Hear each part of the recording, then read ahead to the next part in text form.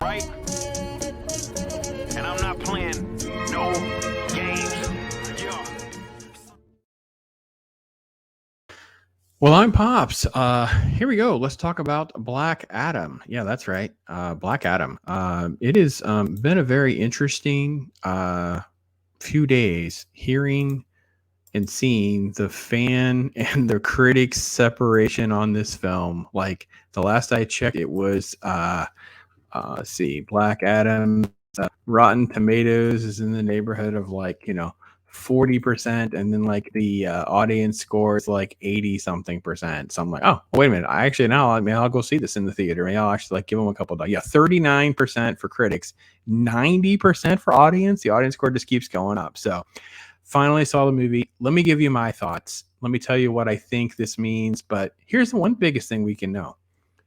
Hey, The Rock got his movie.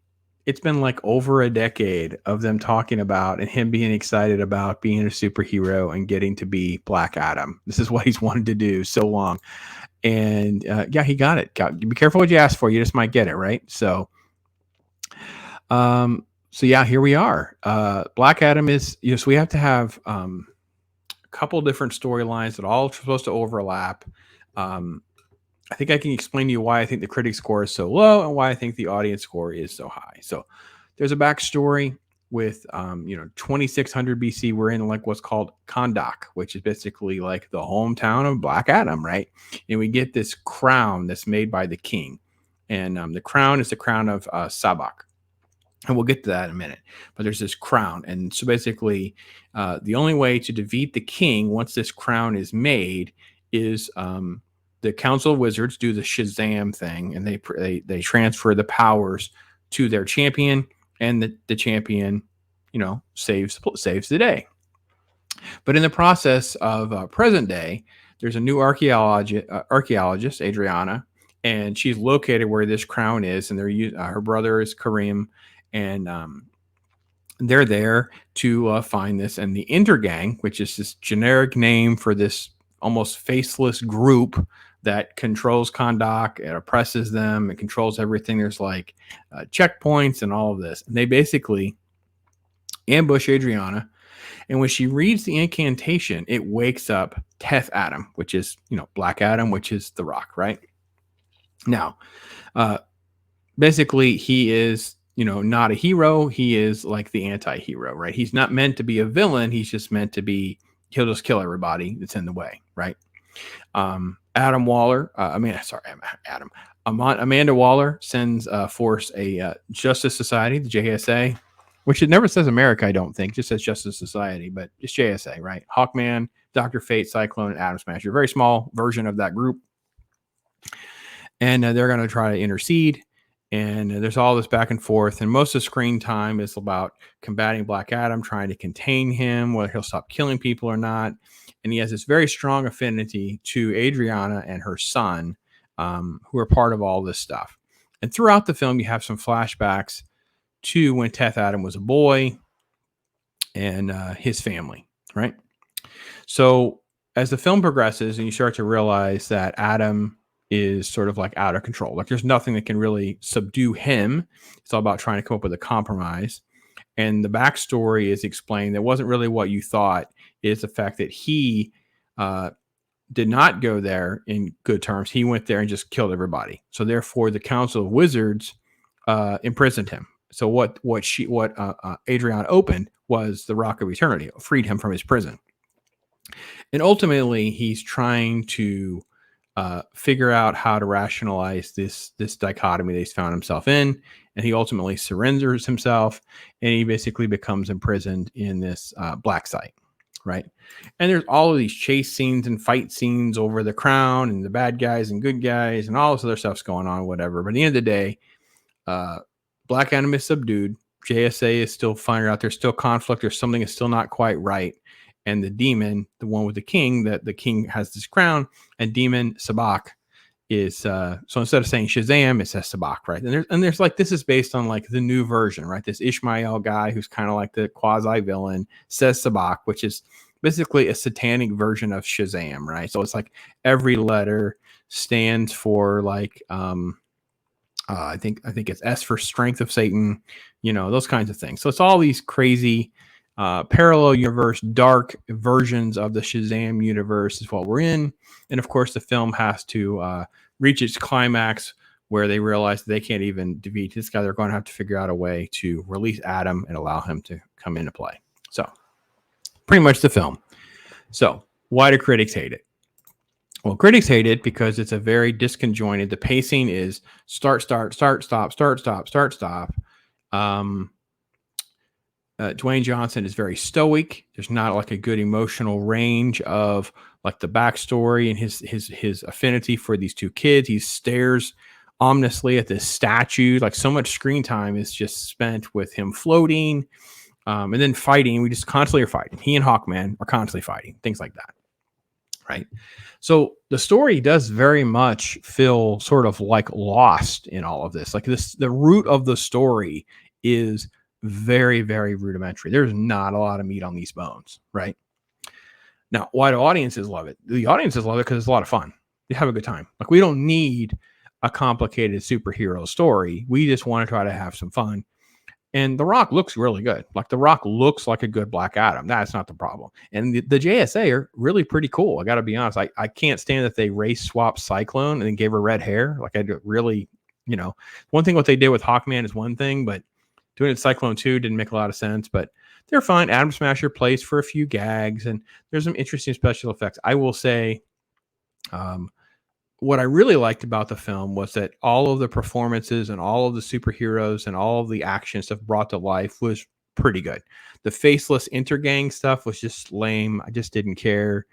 I still don't quite know who's running the intergang. Like I don't even know or care about who these people are. It's just literally like just some sort of antagonist against the people of this place. Nor do I really care about some of the like the back and the forth and the drama of it all. So let me run through some of the pros and cons with each character. So I really didn't like the fact that Adriana and the son, and I am so over this stuff with the son, making sure I got his name right. Because I'm just so over, let's see. Well, Karim was good. That was the brother. So Adriana has the brother Karim. He's played for some comedic moments and that kind of thing. And all of that was fine. I didn't have any problem with any of that. But the little boy is like, I'm so sick of the over the top super Tony Hawk skateboarding nonsense, like this metaphor for a rebel and being able to do these crazy stunts and all these kinds of things. And his name is Amon. That's it. Okay, Amon. And I'm over it. Right. And I hated so much time was spent with them. And then that Black Adam has this affinity for them. Like it's supposed to be Black Adam's city, I guess. And they're going for Kahndaq and it's his people and no one has ever protected them. And I'm here to protect them and what. And I'm like, kind of works. JSA does work. They as a team work. Like I get that. That actually works pretty well. It's a little frustrating. They're so small. I wish there was more than 4 members. But each character was well done. Hawkman was great. Aldous Hodge is fantastic. I loved all the actors and the performances were great. There's a little Henry Winkler nod that was kind of cute on the cell phone, which is like he's the original Atom Smasher, Al, right? Which was fine. All of that was good. I didn't mind any of that really. Dr. Fate is the one character where there were some really good moments, but there's also some moments that are just like, I don't know. Maybe it's just because we've had Doctor Strange so much times that we're just kind of like, just not impressed. I was just not impressed. Just like, okay. And just the irritating, is he telling you what he really knows or not thing? Like it's back and forth. Like you just, and as an audience member, there's a twist. Instead of them just touching on it and moving on, it was just too much pressure on that story subplot, right? Just didn't like that part. I really did not like this ship. Hawkman is uber wealthy with this giant mansion, very Professor X. The courtyard opens up with this little phallic symboled ship that takes off. I don't know. Okay, whatever. So I didn't care for any of that. I thought some things kind of work, but I just, So The Rock The Rock is not allowed to do anything other than just look serious and be serious. He has these gags over like a catchphrase and things like that, and it kind of doesn't really work. He's so over. This is the problem I have with like Superman comic books. Like they're so invincible. It's hard to do anything that's remotely interesting where they have sticks. And they show him getting hurt, and then it's like no one really talks about it. No one goes, "Hey, by the way, I saw the dude like hurting when we did this. So if we did that to him, we could actually slow him down and actually contain him." Right. Anyway, his story journey, which, by the way, I have to admit that at the end, there's a shot where he's like on the throne and it's this cliche comic book cover with Black Adam on the throne. And I thought they were going to leave it right there. And I was like, ugh, that's a little on the nose. But fortunately, there's a little more to the story where he's trying to show he's trying to be good. He's trying to be this protector. I'm not going to say I'm a hero, but I'll be a protector, right? And you guys, you humans, you citizens are heroes, right? And he sort of kind of comes to a compromise because they all have to bind together to deal with Sabak. He was really, really powerful in the grand scheme of things, right? So all of that works. All the buzz, of course, is the after credit scene. And I think the audience members enjoy having fun. There's no real politics. There's no jabs. There's no wokeness. There's no real third wave feminism stuff. There's no lecturing. There's not, just go have a good time, right? And then the after credit scene, of course, is Amanda Waller kind of talks to Black Adam and says, listen, you're going to have to behave or else. And he's like, fine, bring it on. And of course, Superman shows up. And Superman not only shows up, they do the amazing John Williams music, the dun, dun, dun, dun, dun, real soft, just a little moment. He has like the curl, the whole thing, right? And you as the audience members, like, that's what I want. That's what I want. A little too late. So why is the critic score so low? Because one, they're prudes. There's not a lot of story. Hate to be the, rain on the parade kind of thing. There's not a lot here to work with. The performances are, The Rock's just The Rock. He didn't even do the eyebrow as far as I remember. I thought him at the end with Superman would have been a good time for him to do the eyebrow. End on that note, right? Superman shows up and the eyebrow. That would have been the time. But, and like I said, even elements of the story are just kind of blandish. For those of us that are comic book fans, there's a whole lot of problems with this. Like, there's this big drama over Hawkman and protecting Hawkman from death, but in the comic book, Hawkman can resurrect. He can come back.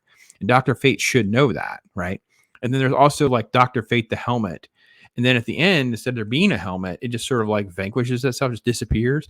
And I thought, well, no, the helmet, there'd be a new Dr. Fate. Like, there's a way to go on with that. Another credit scene, right? You're the new, when Kent dies, he says, you get the helmet. I don't know what the helmet's for. And of course, the helmet knows him or something. I don't know.